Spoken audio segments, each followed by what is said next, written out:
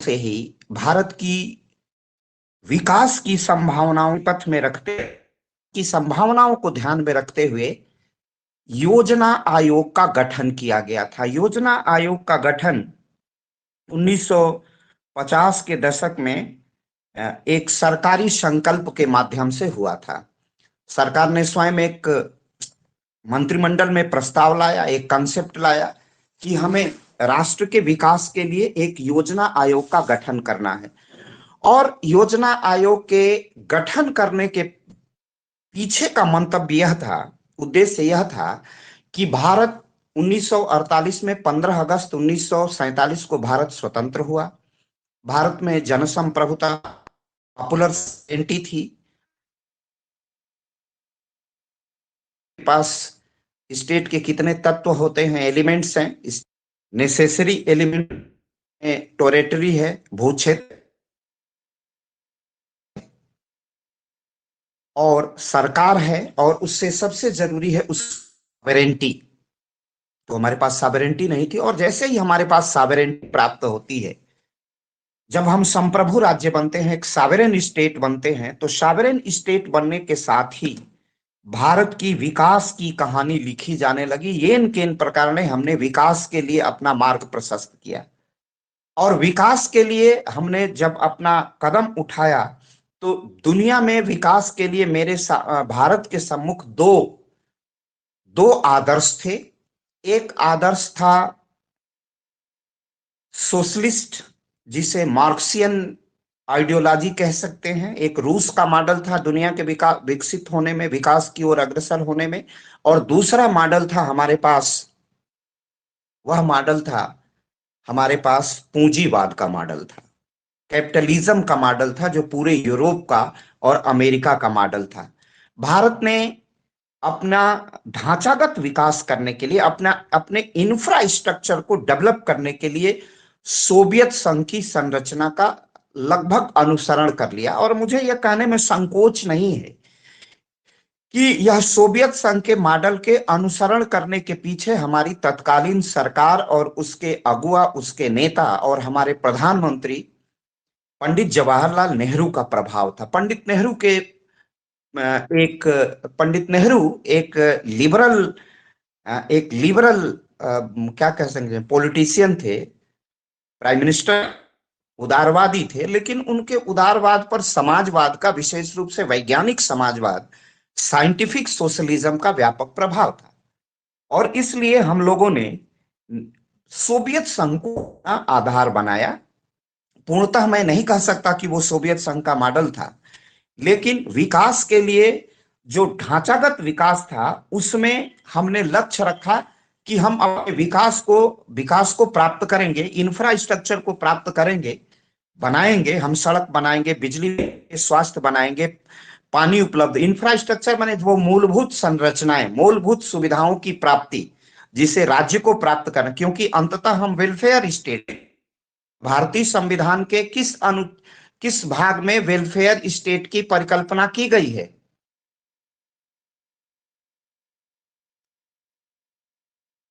DPSP में, DPSP article 44। 44 वो कौन सा पार्ट है कॉन्स्टिट्यूशन का? वो पार्ट 4 है DPSP. Good good good good good, एकदम वह भाग 4 है, और नीति निर्देशक तत्व है, और डायरेक्टिव प्रिंसिपल ऑफ स्टेट हमें वेलफेयर स्टेट की ओर लेके जाता है। तो हमारी संकल्पना थी, हमारी आइडियोलॉजी थी, वो हमारी कॉन्स्टिट्यूशनल आइडियोलॉजी थी, जिसको किसने कहा था कि यह सोशल डॉक्यूमेंट्स हैं? किस यूरोपियन जूरिस्ट ने कहा था कि fundamental rights is social documents? मंजुल पांडे हैं? Yes sir. किसने कहा था कि वो directive principle of state is a social documents, नीति निर्देशक तत्व सामाजिक प्रलेख हैं, समाज का अभिलेख है। जेनिंग्स ने कहा था, याद रखिए, ये आईएएस के क्वेश्चनों में से आएगा। विधि शास्त्री जेनिंग्स ने कहा था कि यह एक सामाजिक प्रलेख है, एक लोक प्रलेख है। अभी पिछली बार के प्रश्न था, इस पर लिखवाया गया था।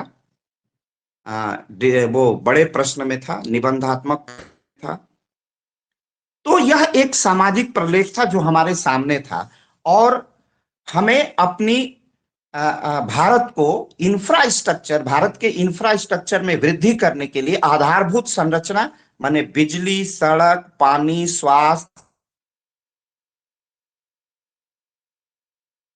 सारे कार्य करने थे। अब हमारे सामने ये था कि हम कैसे करें, हम कैसे करें, इस संरचना का विकास कैसे करें। दो मॉडल था जिसके मैंने चर्चा की। एक मॉडल था कि अपने कमाओ और अपने ढांचागत विकास पर खर्च करो, अपने पूंजी चली जाए। तो यूरोप की जो यूरोप का या जो पूरा कैपिटलिज्म थ्योरी थी, कैपिटल थ्योरी थी, जो उदारवादी जो पूंजीवादी सिद्धांत था, उसके अनुसार से अधिक कमाई करो, और कमाई तब होगी जब आप उत्पादन ज्यादा करेंगे, और उत्पादन ज्यादा करेंगे तो अपने माल को, आपका आपका आयात कम होगा, निर्यात अधिक होगा। अगर उत्पादन बढ़ेगा तो आपका आउटपुट अधिक होगा, तो आपकी अर्थव्यवस्था, आपकी इकोनॉमी प्रॉफिट बेस्ड होगी।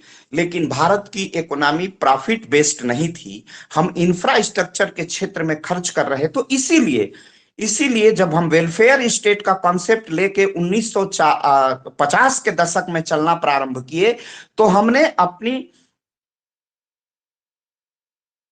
एक प्रोग्रेसिव सीरीज में उसको एक टाइम पीरियड दिया, एक समय का मानक बनाया कि हमारी 1 वर्ष में योजना बनेगी, 2 वर्ष में। तो भारत ने जो मॉडल अपनाया वो पंचवर्षीय, जिसे मोहलेविस मॉडल कहते हैं, के तहत मॉडल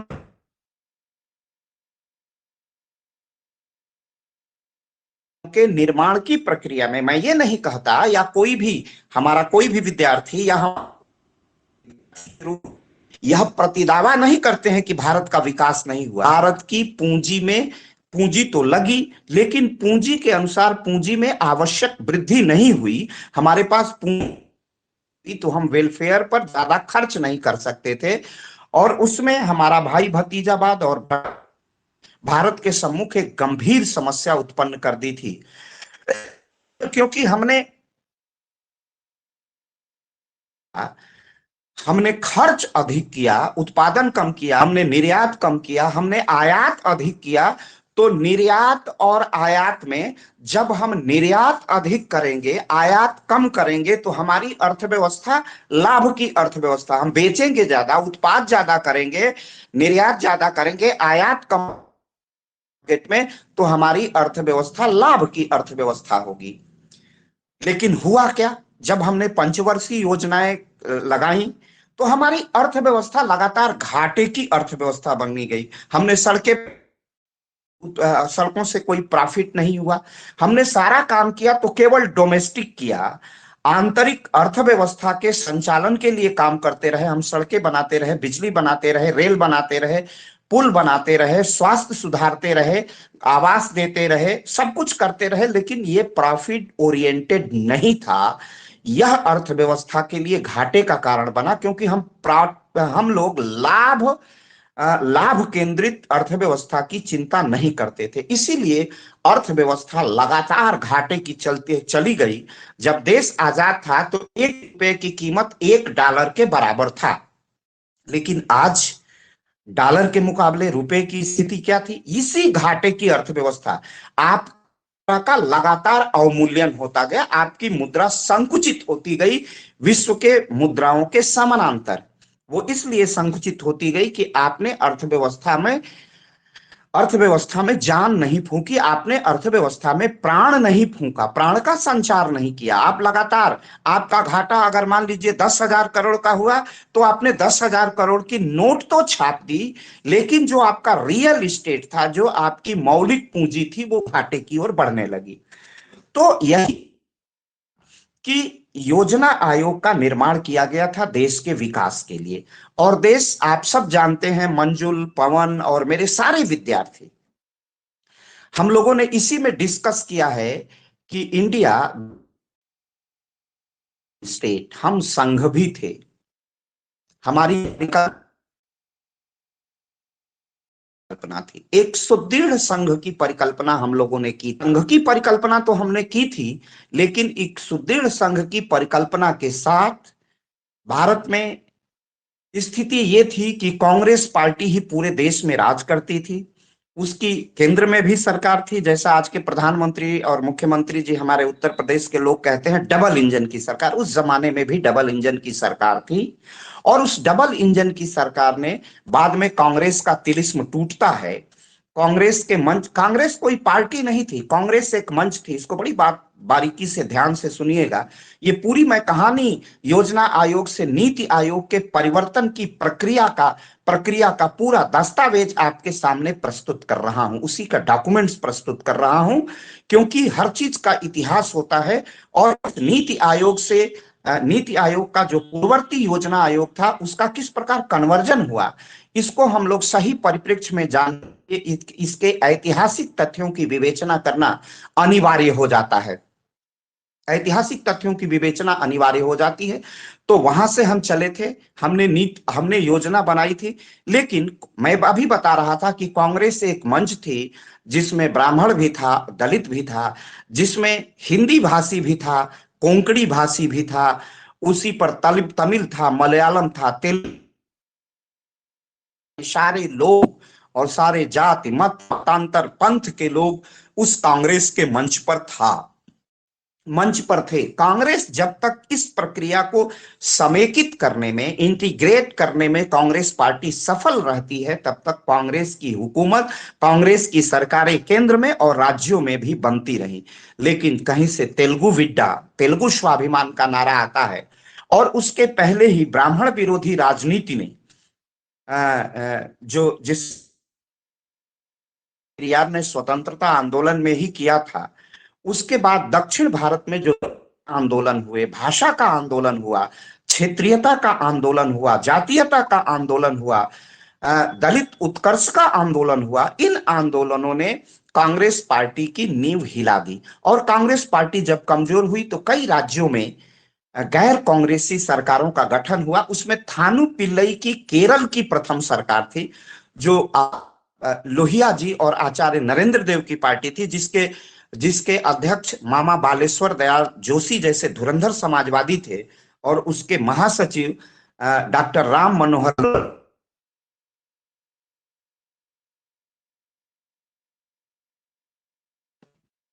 थानु पिल्लई की कांग्रेसी सरकार भारत में बनती है केरल में। लेकिन वो थानु पिल्लई की सरकार से अपने ही महासचिव डॉक्टर राम मनोहर लोहिया त्यागपत्र की मांग करते हैं। खैर का त्यागपत्र नहीं होता है, गहरे, और वो सरकार चली जाती है। तो मेरे कहने का अर्थ और अभिप्राय है कि ऐसी सरकारें बनी जो गैर कांग्रेसी सरकारें बनी, तमिलनाडु में बनना शुरू हुई, केरल में बनना शुरू हुई। तो उनके साथ केंद्र सरकार ने सौतेला व्यवहार शुरू किया। और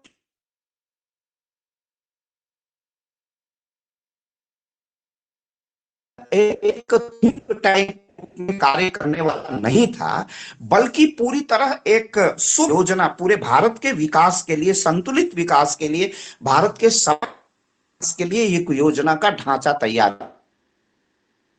के जो अध्यक्ष थे वह एक्स ऑफिसियो पदेन देश के प्रधानमंत्री थे, और उनके जो चहेते लोग मंत्रिमंडल में, या जानकार लोग कहिए, विशेषज्ञ लोग, वो मंत्रिमंडल में थे। पीएमओ कार्यालय की उसमें भूमिका अनिवार्य थी, प्रधानमंत्री का हस्तक्षेप था। पूरे देश के, पूरे गणराज्य के राज्य आशा भरी और टक लगाए योजना आयोग की तरफ अपने प्रदेश के विकास के लिए निहारते रहते थे। रहते थे, उन्हें योजना आयोग के दरवाजे पर आके दस्तक देना पड़ता था, और हम कि भारत का संतुलित विकास नहीं हो पाया। मैं अपने जीवन में उत्तर प्रदेश के पूर्व मुख्यमंत्री माननीय मुलायम सिंह का बहुत सम्मान करता हूं। व्यक्तिगत जीवन में उसके कारण है, मेरा कोई लगाव नहीं है राजनीति विज्ञान के, चूंकि हम लोग भी एक समाजवादी पृष्ठभूमि थे, लेकिन मेरा व्यक्तिगत जीवन समाजवादी पृष्ठभूमि का नहीं है। मैं निरपेक्ष भाव से कहता हूं कि मैं उनका व्यक्तिगत जीवन में सम्मान कहता हूं, क्योंकि वो अटल बिहारी वाजपेयी, चौधरी चरण सिंह या लोहिया की के वो राजनीतिज्ञ हैं, उनके और व्यक्तित्व पर मैं नहीं जाता, जिनमें सत्य कहने का सामर्थ्य था। अभी मैं उनका एक इंटरव्यू, पुराना इंटरव्यू सुन रहा था, उसको संजय पुगलिया ने बिजनेस स्टैंडर्ड का लिया था। आपको लगेगा कि मुलायम सिंह जो तो बहुत थिंक टैंक नहीं है, बड़े राजनेता नहीं है। उनका इंटरव्यू सुनते हुए, मैं भक्ति भाव से नहीं कह रहा हूं, मैं समादर उनका बहुत कहता हूं, बहुत सम्मान करता हूं, उसके कुछ मौलिक कारण हैं। उन्होंने, जैसे भारतीय जनता पार्टी के अभी किसी नेता से और किसी भी पक्ष के नेता से, सत्ता पक्ष के नेता से इंटरव्यू लीजिए कि भारत के विकास की प्रक्रिया में, मैं प्रसंगतः कह रहा हूं, प्रसंगतः कह रहा हूं कि क्यों योजना आयोग की ऐसी दशा हुई और संतुलित भारत का विकास नहीं हो पाया। तो माननीय मुलायम सिंह जी ने अपने इंटरव्यू में उनसे बहुत तीखे सवाल पूछे गए, तो उन्होंने कहा कि उत्तर प्रदेश इतना बड़ा राज्य है, संभवतः पत्रकार को भी यही था कि ये तो विपक्ष के हैं, अब सत्ता में आए हैं, उत्तर प्रदेश के मुख्यमंत्री हैं, तो वो कांग्रेस पर लांछन लगाएंगे। उन्होंने उनसे पूछा कि उत्तर प्रदेश ने इतने प्रधानमंत्री दिए हैं, नहीं, उत्तर प्रदेश इतना भारत की राजनीति में सशक्त रहा है, प्रधानमंत्री शब्द का उपयोग पत्रकार संजय पुगलिया जी ने नहीं किया, उत्तर प्रदेश का विकास कैसे नहीं हुआ।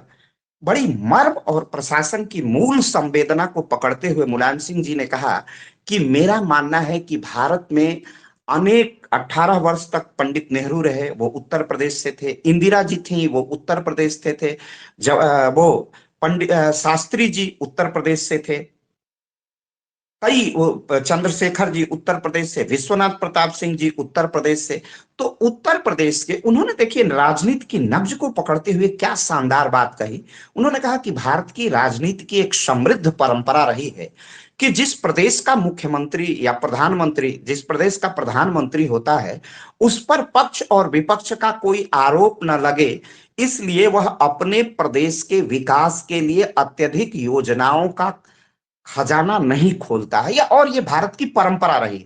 अटल बिहारी वाजपेयी का भी परोक्ष रूप से संबंध उत्तर प्रदेश से ही रहा। उस इंटरव्यू में उन्होंने कहा कि उनका जन्म मौलिक रूप से अटल जी भी उत्तर प्रदेश के थे, आगरा के बटेश्वर के, लेकिन वो हमेशा खजाना खोलने में, हमारे प्रधानमंत्री, ये स्वस्थ परंपरा रही है, हिचकते रहे।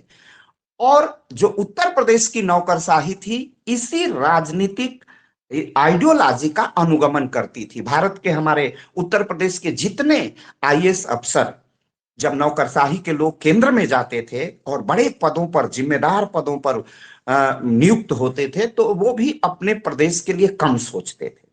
तो ये मौलिक कारण थे, बताए, और ये कारण ही यही मौलिक वो कारण है। उन्होंने योजना आयोग की नस पकड़ी थी, उन्हें मालूम था कि जब प्रधानमंत्री एक्स ऑफिशियो है, प्राइम मिनिस्टर ऑफ इंडिया, तो वो चाहता हो तो उत्तर प्रदेश के लिए बहुत सी योजनाएं दे सकता था। और मुलायम सिंह जी ने उसे आंकड़े के सहित बताया कि हमारा हिस्सा तो उतना ही आता था जितना पंजाब और हरियाणा को आता था। तो पंजाब और हरियाणा, गुजरात, महाराष्ट्र प्रति व्यक्ति आय में और विकास की प्रक्रिया में हमसे आगे निकल गए।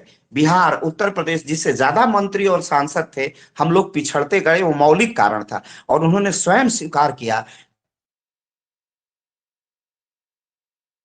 इसका आता था, और मेरे सामने कोई आदमी महाराष्ट्र का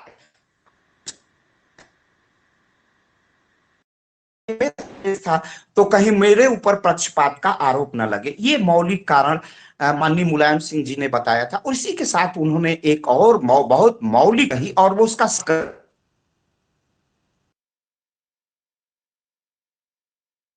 सिंह जी ने अपने इंटरव्यू में कहा था, साक्षात्कार में, वो रिकॉर्ड है, ऑन रिकॉर्ड इंटरव्यू है।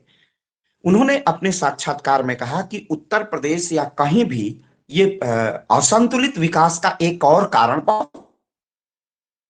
और मैं दंग रह गया मुलायम सिंह जी के इस वक्तव्य से। मैं भी इतना पढ़ता और पढ़ाता हूं। मौलिक कारण है।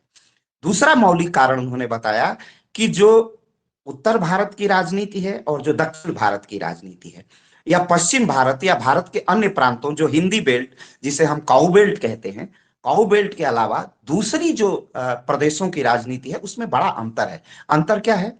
उन्होंने कहा कि महाराष्ट्र का सांसद आपस में लड़ेगा, भारतीय जनता पार्टी का है, शिवसेना का है, कांग्रेस का है,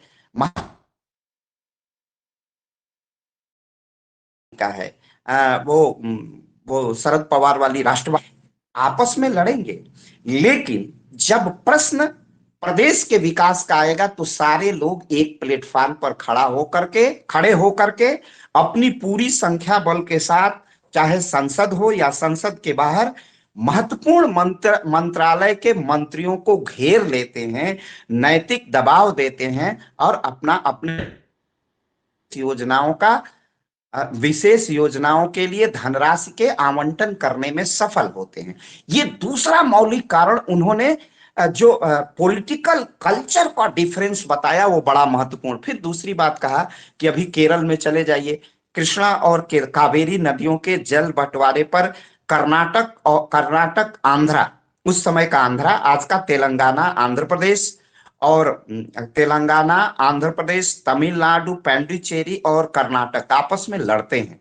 लेकिन अपने अपने राज्यों के विकास का प्रश्न आएगा तो दलगत भावनाओं से ऊपर उठ करके वो घेर लेते हैं मंत्री को और नैतिक रूप से अनुनय विनय की भाषा में अपने लिए योजनागत व्यय को पारित करा लेते हैं। और मुलायम सिंह जी ने कहा कि ये कल्चरल, पॉलिटिकल कल्चर का डिफरेंस है।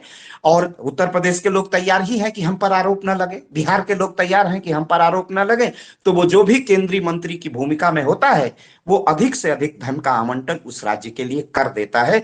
ये मौलिक कारण उन्होंने बताए थे। फिर बताया था तीसरा महत्वपूर्ण कारण जिसकी मैं स्वयं एनालिसिस करता हूं वो था कि जब विपक्ष की सरकारें होती थी तो उन सरकारों के लिए जो खास करके इंदिरा जी के शासनकाल में योजनागत व्यय को अधिक मात्रा में नहीं दिया गया, इसलिए भारत का असंतुलित विकास हुआ। और ये सारी चीज परिचर्चा मैं इसलिए कर रहा हूं कि किस तरह योजना आयोग अपने मूल उद्देश्य, अपने गंतव्य को, अपने उद्देश्य को, अपने मंतव्य को प्राप्त करने में असफल हो जाता है। और दूसरा कारण मैंने इकोनॉमिकल क्राइसिस का बताया। वो कारण क्या था कि देश की अर्थव्यवस्था लगातार घाटे की अर्थव्यवस्था हो जाती थी। चौधरी चरण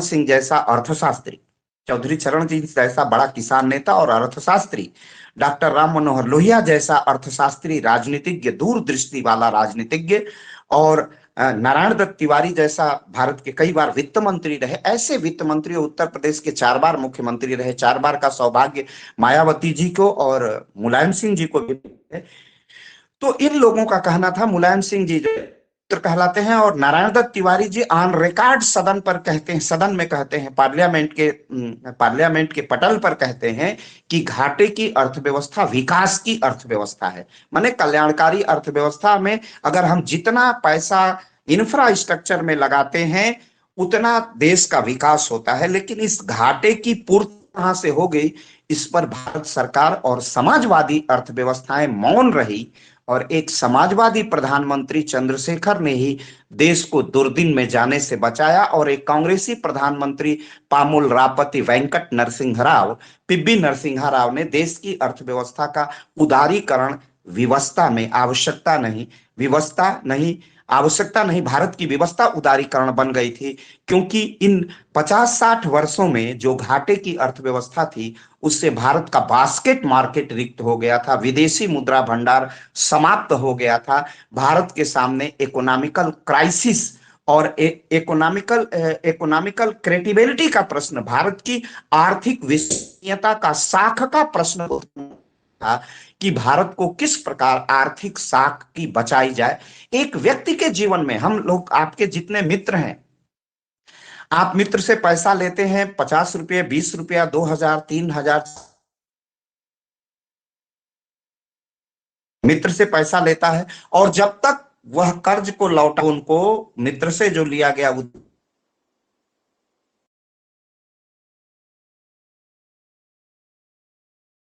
आपको उधार नहीं मिलेगा। और जब आपके पास पैसा ही नहीं, आर्थिक विश्वसनीयता होती है तो कितना बड़ा संकट आ जाता है उसके जीवन में। और व्यक्तियों से बने हुए इस राज्य में, राज्य का आर्थिक विश्वसनीयता समाप्त होगी तो देश को कितना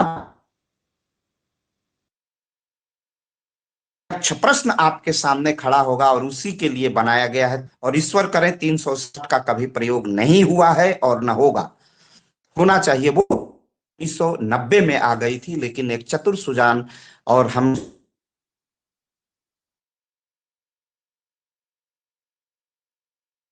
इलाहाबाद विश्वविद्यालय के राजनीति विज्ञान का विद्यार्थी था, चंद्रशेखर जी का। चंद्रशेखर जी ने विपरीत विपरीत परिस्थितियों ठाठ नहीं लगाया, इमरजेंसी इकोनॉमिकल आर्थिक इमरजेंसी नहीं लगाई, आर्थिक 360 का उपबंध नहीं लगाया, देश की साख बची, देश ने अपना सोना गिरवी रखा। और इसी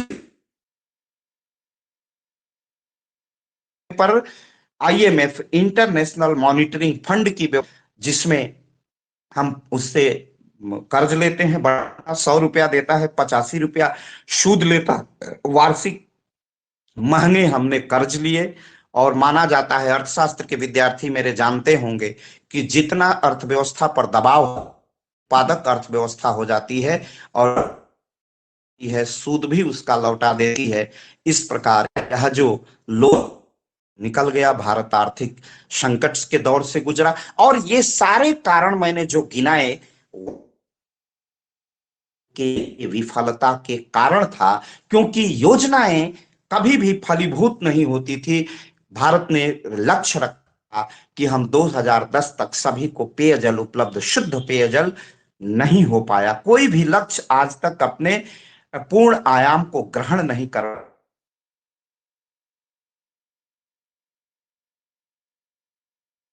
योजना आयोग को कि अब विश्वसनीयता और योजना आयोग का जो अब वह अब अपनी प्रासंगिकता के कारण थे, प्रासंगिकता के खो जाने के कारण था। योजना आयोग को एक संवैधानिक निकाय बनाएंगे, लेकिन राजनीति की प्रेरणा से, राजनीति से प्रेरित होते हुए कांग्रेस पार्टी ने कभी भी इसे कॉन्स्टिट्यूशनल स्टेट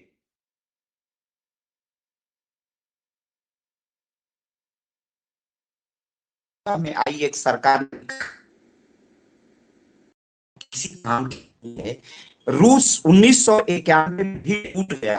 कम्युनिस्टों का, विश्व के साम्यवाद का लौह आवरण धराशायी हो चुका था, और दुनिया में पूंजीवाद की लहरा रही थी। तो भारत का रास्ता न तो पूंजीवाद का है, भारत का रास्ता न तो समाजवाद का है, तो भारत का एक थर्ड वे है, एक विकल्प है, न तो पूंजीवाद न तो समाज, भारतीयता का रास्ता है। उस और भारत को लेके चलना। पूंजीवाद शोषण की अर्थव्यवस्था है, समाजवाद किस तरह विफल हो जाता है, समाजवाद में भी किस तरह ब्यूरोक्रेसी और अमीर अमीर होने लगता है, गरीब लगातार गरीब होता जाता है, वह भी भारत के लिए स्वीकार्य नहीं था। यहां अर्थव्यवस्था क्या थी? भारत की अर्थव्यवस्था है कमान खाएगा और कमाने वाला खिलाएगा भी। भवंतु व्यवस्था थी, तो हम थर्ड वे को स्थिति में थे। इसलिए योजना आयोग ने स्वाभाविक रूप से, नैसर्गिक रूप से, नेचुरली अस्तित्व अपना खो चुका था। उससे हम पूरा नहीं हुआ।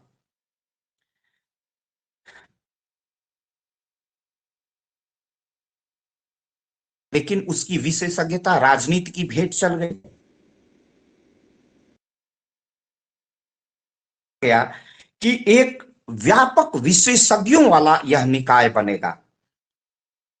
वार्षिक योजना आयोग की योजना बैठकों में राज्यों को भागीदारी नहीं देता था। एक ऐसा मुख्यमंत्री जिसने स्वयं ही पीड़ा झेली हो और एक देश का लोकप्रिय नेता के रूप में जब देश की गद्दी संभालता है तो कहता है कि हम राज्य के समस्त मुख्यमंत्रियों को नीति आयोग का सदस्य बनाएंगे।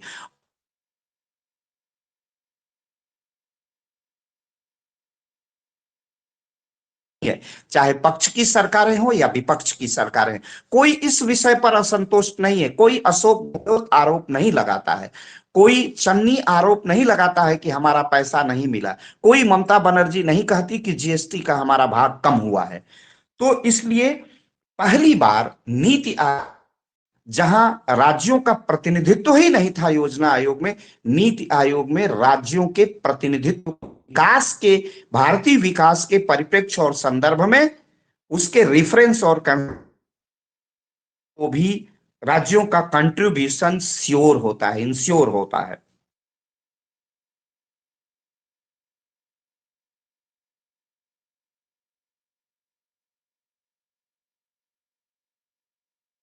था, सेंट्रलाइज्ड था, डिसेंट्रलाइज होता है कि आयोग में संघवाद की भावना पर कार्य की भावना, इसमें भागीदारी सुनिश्चित की गई है। तो भारत का जो मौलिक चरित्र है, भारत के संविधान का जो मौलिक चरित्र है में दिखाई देता है, योजना आयोग में उसकी अनुपस्थिति थी। पिरामिड के आकार को ले पूर्णतः केंद्रीकृत हो गया था। तो योजना आयोग में से अपनी विश्वसनीयता, राज्यों की उससे अपेक्षा, आशा, उन आशाओं पर योजना आयोग फलीभूत नहीं होता है, सफल नहीं होता है। राज्य उसके साथ कदम ताल करके नहीं चल पाते थे, लेकिन नीति आयोग में राज्यों को भागीदारी मिल गई।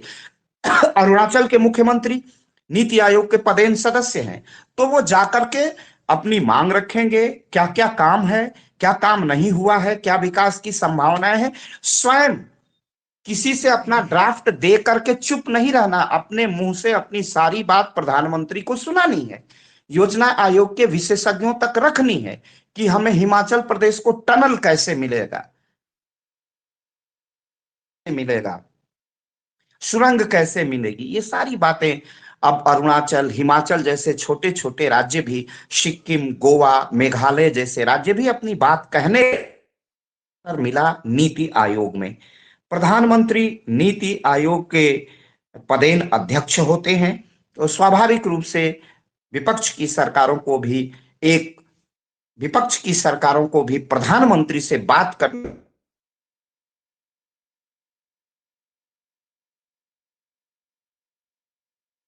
हैं। और जब नीति आयोग की बैठकें होंगी तो प्रदेश के मुख्यमंत्रियों के, जो केंद्र शासित राज्य हैं, उनके राज्यपाल को और दिल्ली सभाएं हैं उनको आमंत्रित किया जाएगा। तो वो अपनी बात अपने प्रधानमंत्री से कहेंगे। आयोग और नीति आयोग जो बहुत महत्वपूर्ण था, प्रधानमंत्री द्वारा को सीईओ, चीफ एजुकेटिव ऑफिसर के रूप में जाना जाता है नीति आयोग में। वो प्रधानमंत्री ने अब वो परंपरा छोड़ दी कि राजनीति में कोई चुनाव हार गए से योजना आयोग का उपाध्यक्ष बना के प्रधानमंत्री अपने अत्यंत विश्वसनीय राजनीतिज्ञ को योजना आयोग का उपाध्यक्ष बना देता था। चाहे उसे योजनाओं और अर्थ के विषय में जानकारी हो या न हो, वह भारी भरकम एक कैबिनेट स्तर का मिनिस्टर बन जाता था, कैबिनेट का सदस्य नहीं होता था, लेकिन उसका बड़ा होता था। वो परंपरा टूट गई और प्रधानमंत्री एक बड़े अर्थशास्त्री को सीईओ नियुक्त कर देते हैं, और जो बड़ा आईएएस अफसर होगा या कहीं से आया होगा उसे प्रधानमंत्री नियुक्त कर सकते हैं। तो अब विशेषज्ञ का चीफ एजुकेटिव अफसर होने लगा है मुख्य कार्यपालक अधिकारी, एक विशेष आयोग जैसे में उपाध्यक्ष जैसे अयोग्य व्यक्तियों के लिए कोई स्थान, कह लीजिए, अयोग्य नहीं कहिए, अविशेषज्ञ लोगों का कोई स्थान अब योजना आयोग में नहीं है।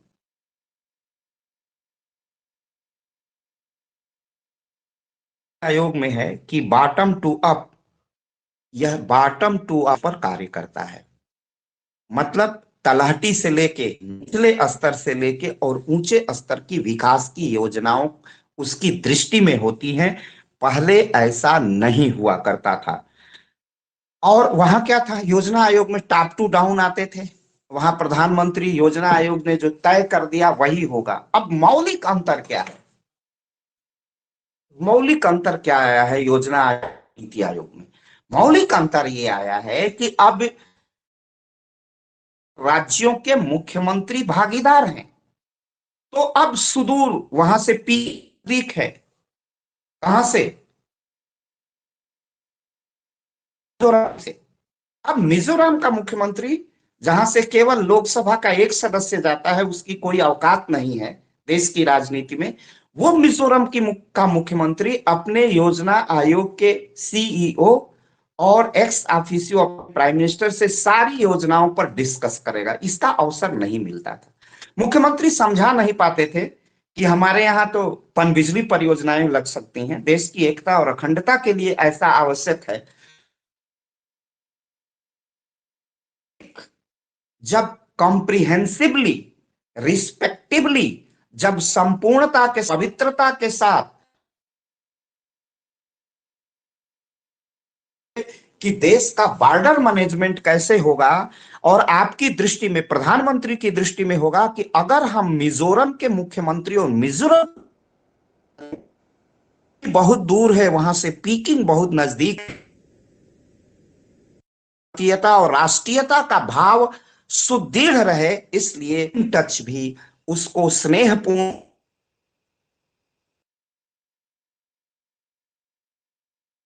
स्पर्श, जब मुख्यमंत्री, प्रधानमंत्री और विशेषज्ञों के साथ चर्चा करेगा कि मेघालय के लिए, मिजोरम के लिए विकास के कौन सी संभावनाएं हैं,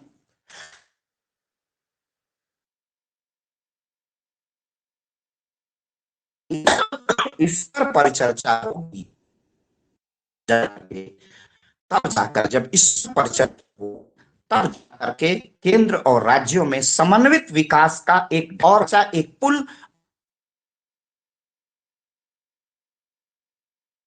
फेडरलिज्म की ओर बढ़ सकते हैं। और यही योजना आयोग में मुख्यमंत्री योजना का केवल ड्राफ्ट लेके पहुंचते थे, दे देते थे, डिस्कशन नहीं थे। आज हम विशेषज्ञ लोग बहस करते हैं। तभी तो केरल केरल में कांग्रेस की सरकार,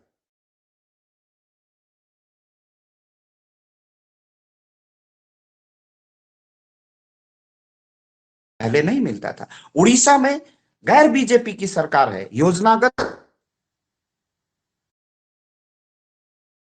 महत्वपूर्ण कारण है योजना आयोग की विफलता और नीति आयोग में परिवर्तन। तो ये महत्वपूर्ण कारकों पर हम लोग चर्चा कर रहे थे, और हम लोगों की संख्या लगातार, आवाज क्लियर नहीं है।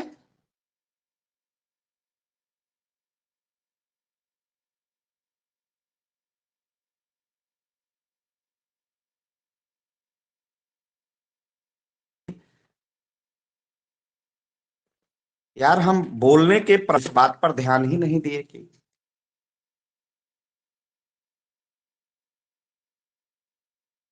सही है सर, कभी कभी कट रहा है। अच्छा उस,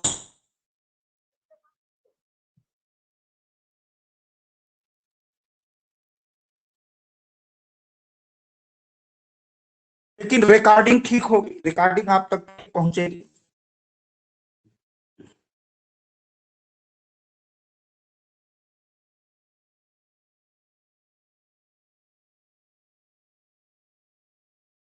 अभी मैं हूं, और हम चलते हैं।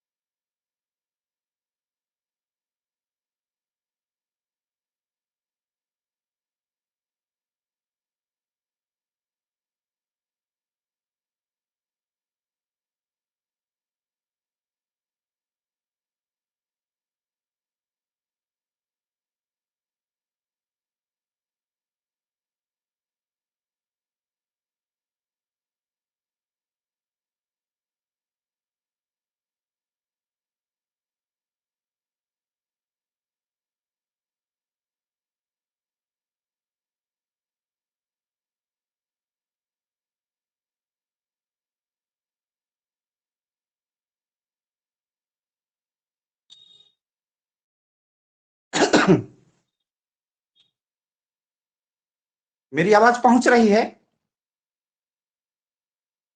जी सर, अभी आ रही है। अच्छा, ओके। कुछ टीचमेंट भी ये रहता है, काम नहीं करता है।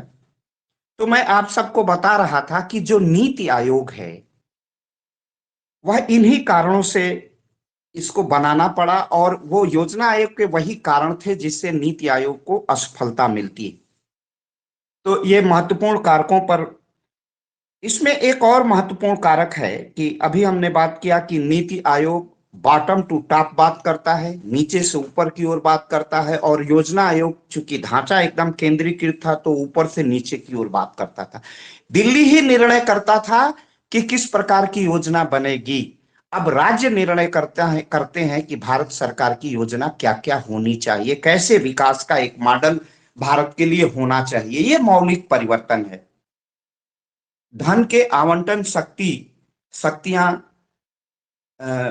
वित्त मंत्र नीति आयोग को भी नहीं है, लेकिन उसमें बहुत सुधार हुआ है।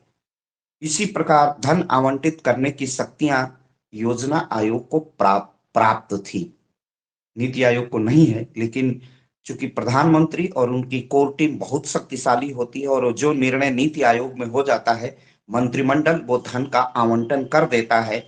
यह मौलिक और व्यवहारिक परिवर्तन नीति आयोग में आया है, जो योजना आयोग में दिखाई नहीं देता था। योजना आयोग के पास धन आवंटन की शक्तियां थी, वो धन आवंटन नहीं करता था, भेदभाव करता था। आज नीति आयोग को धन आवंटन की शक्तियां नहीं है, लेकिन नीति आयोग प्रभावी है। नीति आयोग जो धन आवंटन कर देता है, उससे भारत का केंद्रीय मंत्रिमंडल ज्यों का त्यों उसी पर मुहर लगा देता है, और देश आगे बढ़ जाता है। विकास की परिकल्पनाएं साकार स्वरूप ग्रहण कर लेती हैं।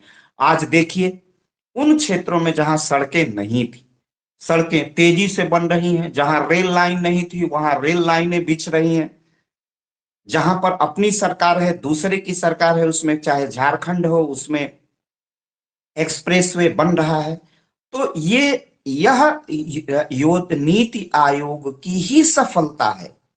नीति आयोग ने जिस प्रकार की राह पकड़ी है, समन्वित विकास की, पार्टी की सरकार हो या विपक्ष की सरकार हो, वह एक समन्वित नीति बना करके और नेटवर्किंग के माध्यम से कि ये हमारा 1 वर्ष का लक्ष्य है, 2 वर्ष का लक्ष्य है, 3 वर्ष का लक्ष्य है, और नीति आयोग अब पंचवर्षीय लक्ष्यों के स्थान पर 1 वर्ष के लक्ष्य निर्धारित करने लगा है, और लक्ष्य उसी तरह कंटिन्यू होता जा रहा है। सड़कों के क्षेत्र में, बिजली निर्माण के, अभी नितिन गडकरी का मंत्रालय कितना, भारत सरकार जब योजना आयोग था तो 10 किलोमीटर एक दिन में सड़क नहीं बना पाता था। आज एक दिन में 10 किलोमीटर, शुरू में तो हम 1 किलोमीटर की भी सड़क नहीं बना पाते थे। आज एक दिन में हम 50 किलोमीटर से अधिक कंक्रीट की सड़कें बनाने लगे हैं। यह नीति आयोग के नीतिगत विकास और मितव्ययिता का परिणाम है। पहले भारी लागत में कम सड़कें बनती थी, अब कम लागत में अधिक सड़कें बनती हैं। यह नीति आयोग की सफलता है। इसी के साथ मैं आज के लेक्चर को बंद करता हूं, और फिर हम लोग 27 तारीख को जुड़ते हैं, तो नीति आयोग पर विस्तृत चर्चा करेंगे, और उसके एक एक बिंदुओं को, इसको मैं लिखा भी दूंगा। आप सबको ढेर सारी शुभकामनाओं के साथ आज की क्लास में यहीं रोकता हूं।